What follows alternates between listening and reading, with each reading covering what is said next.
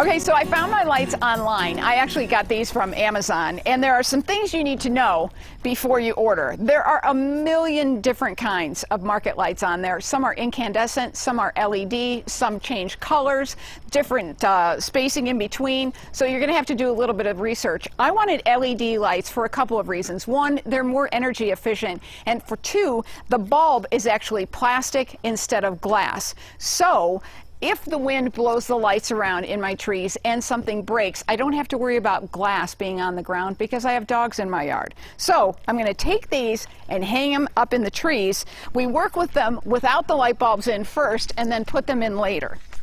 So we're just going to string these from tree to tree, but there's a couple things that you need to know.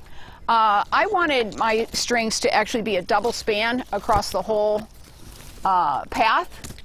So I want to hang one string higher than the other, and I'm trying to get the bulbs to alternate so that they fill in between one another. So you don't have to screw all the way in, just enough to hold the socket in place. And then we take it across the path. Okay, so when you get to a tree and you're at a spot where you're in between light bulbs and you can't screw a socket to the tree, you could just use a zip tie to fasten it to the tree, but what I like is this Velcro that sticks to itself. And the reason I like that is I feel like it does less damage to the tree, but also it's adjustable. So over time, if the tree grows, obviously the tree is going to grow, or you want to adjust the lights, you'll be able to do that because the Velcro, you know, you can easily take it off and put it back on. And it's so easy going on. Just like that. Another tip you need to know when you're doing something like this is you need to leave a little bit of droop or sag in the wire because you've got to have room for the tree to move in a windstorm. So you don't want the lights to be strung too tight across the span. So we're done stringing, so once the lines are up, the bulbs go in.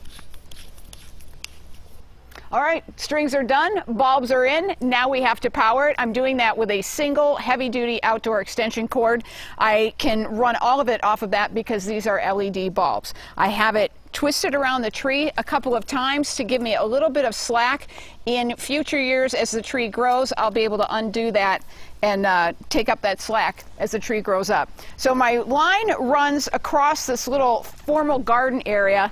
At some point, I'm going to have to bury that. I'm going to have to protect it with conduit before I do. And then it runs over here to a plug, and I actually have this connected to a dimmer made for outdoor landscape lighting, and I can run all of that off an app on my phone. So I can dim it, brighten it, turn them on and turn them off, all through an app on my phone. There are other remote controls too that will work with LED lights. You just have to make sure that your lights are dimmable, and mine are.